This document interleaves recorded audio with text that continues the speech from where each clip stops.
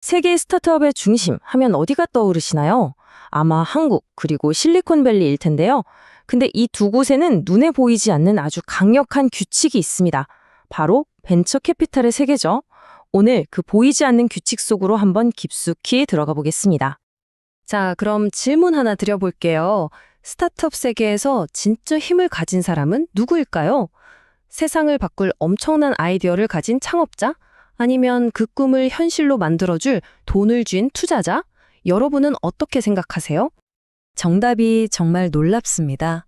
이 간단한 질문에 대한 답이 한국과 실리콘밸리의 운명을 완전히 갈라놓거든요. 보세요. 한국에서는 투자자가, 실리콘밸리에서는 창업자가 힘의 우위에 있습니다. 아니, 어떻게 이렇게 정반대의 상황이 벌어지는 걸까요? 자, 그럼 먼저 창업자가 힘을 갖는 실리콘밸리 이야기부터 시작해 볼게요. 어떻게 이런 일이 가능했을까요? 그 답은 의외로 역사 속에 있습니다. 자본이 스스로 겸손해져야만 했던 바로 그 시작점으로 우리 함께 가보시죠. 이야기는 1957년으로 거슬러 올라가는데요. 쇼클리 반도체라는 회사가 있었어요. 그런데 딱 1년 만에 여기서 핵심 인재 8명이 회사를 그냥 박차고 나와버립니다. 이들을 8인의 배신자라고 부르는데요.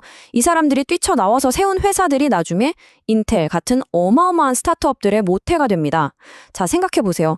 최고의 인재들이 계속해서 새로운 회사를 차리니까 상황이 완전히 뒤집히는 거예요. 돈을 가진 투자자가 아니라 최고의 아이디어를 가진 창업자가 갑이 된 거죠.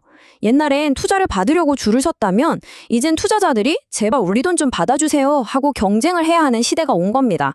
바로 이게 겸손한 자본의 탄생 배경입니다. 바로 이 지점이 정말 중요한데요. 실리콘밸리에서는 이때부터 아주 혁명적인 생각이 뿌리를 내립니다. 뭐냐면 창업자의 땀과 노력, 그 자체가 바로 자본이다라는 생각이에요. 단순히 돈만 자본이 아니라 그 아이디어를 현실로 만들어내는 그 모든 고통스러운 과정 역시 돈과 동등한 가치를 지닌다는 철학이 생긴 거죠. 이런 철학의 차이가 그냥 생각에서만 그치는 게 아닙니다. 아주 현실적인 문제, 바로 계약서 한 장에 이게 고스란히 담기게 되거든요. 그리고 바로 이 계약서의 구조가 한국과 실리콘밸리 스타트업 생태계의 성장 속도를 결정짓는 가장 결정적인 차이를 만들어냅니다.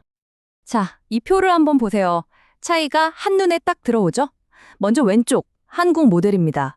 여러 투자자가 십시일반 돈을 모으는 클럽 딜 방식이에요. 근데 문제는 의사결정 방식, 무조건 만장일치가 필요합니다.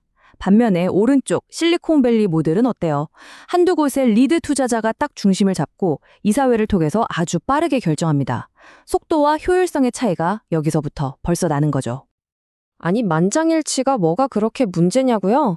이게 무슨 의미냐면요. 한국에서는 단 1% 지분을 가진 주주 한 명이 나 반대 하면 나머지 99%가 전부 다 찬성해도 다음 단계로 나아갈 수가 없다는 뜻입니다. 정말 유망한 스타트업이 더 크게 성장하려고 투자를 받으려는데 단 한 명의 반대 때문에 발목이 잡혀서 그냥 주저앉을 수도 있다는 거죠. 그야말로 거버넌스의 교착 상태. 옴짝달싹 못하게 되는 겁니다. 자, 그렇다면 이 거버넌스의 차이가 실제 스타트업의 운명에 얼마나 큰 영향을 미칠까요? 지금부터는 한쪽은 왜 폭발적으로 성장하고 다른 한쪽은 왜 제자리에 멈춰서게 되는지 그 결정적인 차이를 숫자로 직접 확인해 보겠습니다. 보통 한국 스타트업이 시리즈 B, 그러니까 두 번째로 큰 투자를 받고 나면 창업자의 지분은 대략 30% 근처까지 떨어지게 됩니다. 바로 여기서 창업자는 엄청난 딜레마에 빠집니다.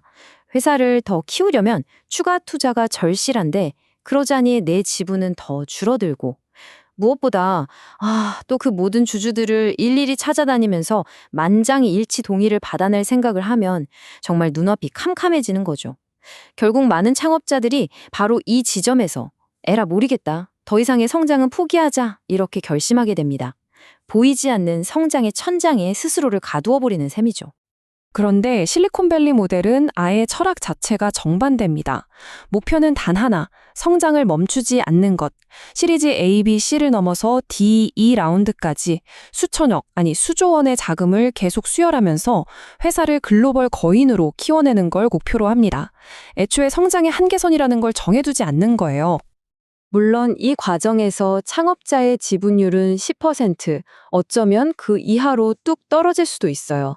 하지만 여러분, 중요한 건 지분율이라는 숫자가 아닙니다. 내가 가진 파이의 조각이 얼마나 크냐가 아니라 이 파이 전체가 얼마나 어마어마하게 커졌냐는 거죠. 자, 이 숫자를 보면 모든 게 명확해집니다. 왼쪽 500억짜리 회사에서 내 지분이 30%예요. 그럼 150억이죠? 와, 이것도 물론 대단합니다. 하지만 오른쪽을 보세요. 회사가 1조 원 가치로 컸어요. 여기서 내 지분은 10%밖에 안 되지만 그 가치는 얼마죠? 무려 1,000억 원입니다. 내가 가진 조각의 비율은 작아졌지만 그 조각의 실제 가치는 6배 이상 커진 겁니다. 바로 이게 더 큰 파이의 마법인 거죠.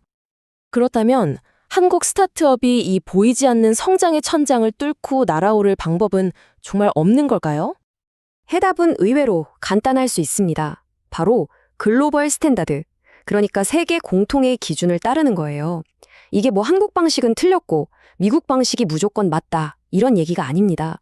전 세계의 자본과 인재가 모여서 더 큰 성공을 만들려고 수십 년간 다듬어온 가장 효율적인 게임의 규칙을 우리도 이제 받아들이자는 거죠. 여기 그 고통스러운 전환 과정을 직접 겪어낸 회사가 있습니다. 바로 마켓컬리인데요. 컬리는 초기에 복잡한 한국식 주주 계약을 맺고 있었어요. 그런데 한 대형 글로벌 투자사가 나타나서 딱 한마디를 합니다. 글로벌 스탠다드 계약으로 바꾸지 않으면 우리는 투자할 수 없습니다. 그때부터 무려 4개월 동안 정말 기나긴 설득 과정이 시작됩니다. 기존 주주 한 명 한 명을 전부 다 만나서 동의를 얻어내야 했으니까요. 그 힘든 과정을 거친 끝에 컬리는 마침내 대규모 투자를 유치했고 한 단계 더 도약할 수 있었습니다. 이 변화가 왜 필요한지를 정말 온몸으로 증명한 셈이죠. 그런데 이 변화는요, 누구 하나만 잘한다고 되는 게 아닙니다. 마치 하나의 연결된 사슬 같아요. 먼저 스타트업이 용기를 내서 처음부터 글로벌 스탠다드로 계약합시다 라고 요구해야 합니다. 그러면 VC들도 어쩔 수 없이 이사회 중심의 선진적인 거버넌스 모델을 받아들여야겠죠. 그리고 마지막으로 그 VC들에게 돈을 대주는 연기금이나 은행 같은 LP들까지 이 변화가 얼마나 중요한지 이해하고 VC들을 압박해야 합니다. 생태계의 모든 플레이어가 한 방향으로 같이 움직여야만 이 거대한 바퀴를 굴릴 수 있는 겁니다. 결국 우리는 마지막 질문에 도달하게 됩니다. 위대한 스타트업 생태계를 만드는 건 과연 뛰어난 선수일까요? 아니면 모두가 공정하고 빠르게 뛸 수 있는 경기장의 규칙일까요? 어쩌면 한국의 엄청난 잠재력을 폭발시킬 진짜 열쇠는 또 한 명의 천재 창업가를 기다리는 게 아니라 그 천재가 마음껏 날아오를 수 있도록 우리가 이 보이지 않는 규칙을 바로잡는 일일지도 모릅니다.